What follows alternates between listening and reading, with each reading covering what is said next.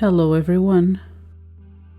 With the start of the new year, I like to not only reflect on the past year, but think about what I'm looking forward to and planning for the future. Maybe it's the journal keeper in me, I don't know. It doesn't mean that these objectives won't fall through midway through the year. We've made at least 2 of these videos before where we said it's going to be the big year of repots. And only last year did I manage to get most of the orchids up to date, repot-wise. And by up to date, I mean less than 3 years in between repots. So this video is less of a to-do list and more of things that we are excited to do this year or at some point. Before we get started, don't forget to give this video a like and subscribe to the channel. First on the priority list is addressing the orchids that we have that simply aren't blooming. I've been figuring out that when your collection gets to a certain size, you always have something exciting blooming. And then you notice less those that haven't bloomed in a long time. Or ever. We have a fair amount of these, and the biggest culprits are the ridiculous Laelias and some of the mini Cattleyas. If you look at their shelf, it makes perfect sense. They are highlight orchids, and yet, because of being small and in small pots, they are quite far away from the grow lights. So what I'm planning to do is moving the ridiculous Laelias closer to the window, and maybe even pulling out of storage those IKEA shelf organizers and bring them up closer to the lights. And then maybe this will be the year where we see more than 30% of these Cattleyas flowering. Speaking of Cattleyas, those are the ones that I'm still a little behind when it comes to repotting. Them and some of the Vandas, because I don't know how to repot them without completely obliterating the root system. So I guess that's another objective, gaining the courage to repot these Vandas. But when it comes to the Cattleyas, and I've mentioned this before, I really want to try growing them at least partially in leca. I think it will make repotting much easier if the substrate that always gets stuck on the roots is an inert substrate, and you can just leave it on the roots. I started experimenting with this a couple of years ago. Then life got in the way, but I want to get started with that experiment again this year.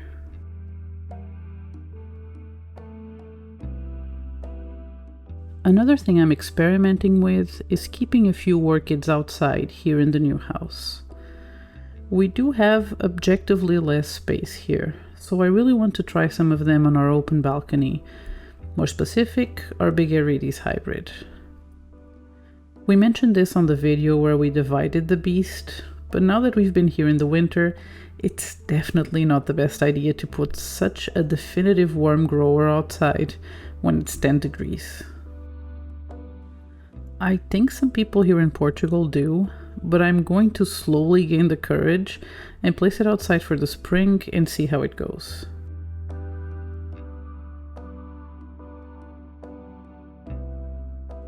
We also already tried putting outside our winter rest orchids like we did at the other house, but we ended up not making a video about it because it was eventful.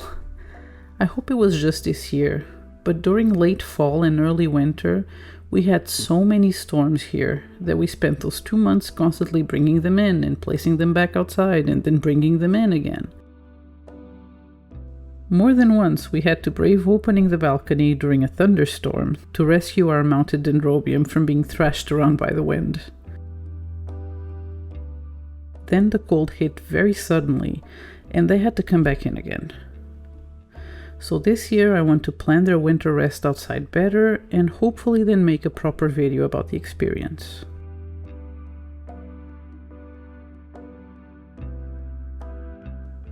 Last year I got a lot of exciting new species, and I would love to carry on this year. Specifically, I would love to get some sarcochilus for the first time.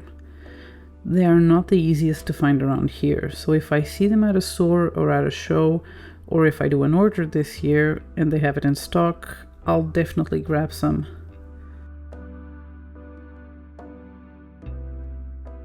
Also habenarias.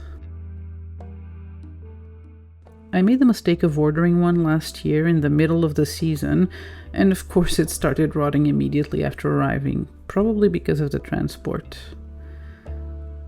So I have to get them either locally or ordering them as corms.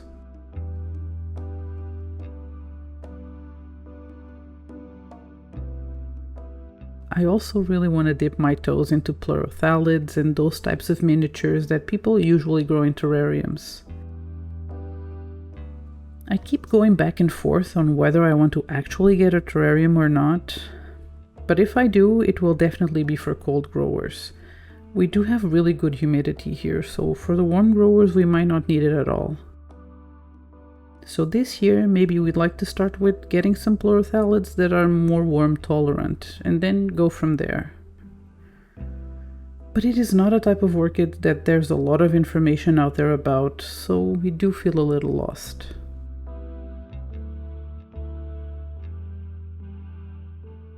Speaking of shows, a big dream for this year when it comes to orchids is to not only keep going to our local orchid shows that we always go to, but maybe start attending some club meetings and do some more orchid-related traveling. It is harder for us these days for health reasons, but we'd love to go to other orchid shows further away, maybe visit some nurseries, or even go hunting for wild orchids. We've done it a few years ago and it was always fun.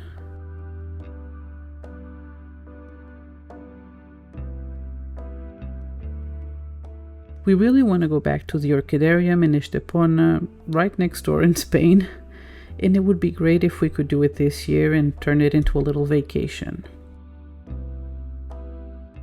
Because believe it or not, we've only been there once when they first opened, and we've heard from the people who manage it that it's completely different now.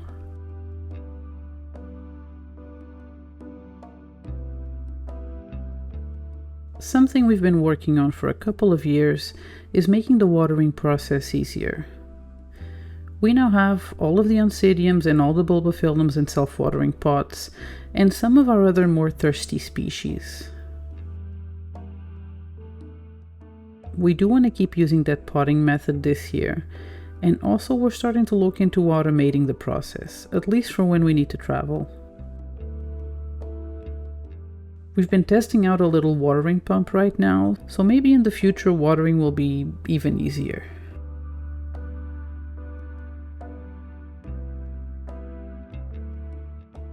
Lastly, we really want to use our new 3D printer for more orchid-related things. So far we've made outer pots or decoupage, and I really like the way they look.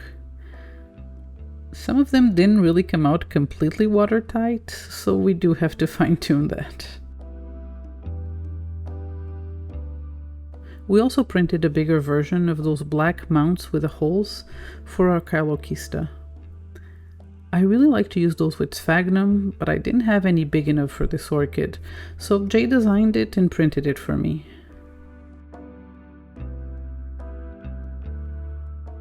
So this year we want to keep using the printer for problem solving, like we did for example to fix the gasket on our watering pump, and maybe design some other things. I would love to custom make some mount-like pots to replace these that we made years ago with plastic net and hot glue. I also want to look into printing something to help with the watering of our houseplants that need moss bowls. If you've seen any video about people who grow houseplants in moss bowls, most of the video is just people complaining about how annoying it is to water these. And I think with some sort of reservoir we could really fix that. Off the top of my head, that's all I'm planning for the orchids this year. In general, we're pretty happy with the collection. They are mostly all doing good, and we do keep exploring some new species or growing methods, just so the hobby doesn't get dull. Let us know in the comments, what are you most looking forward for your orchids this year? Also, don't forget to give the video a like and subscribe to the channel, and we'll see you next week. Goodbye.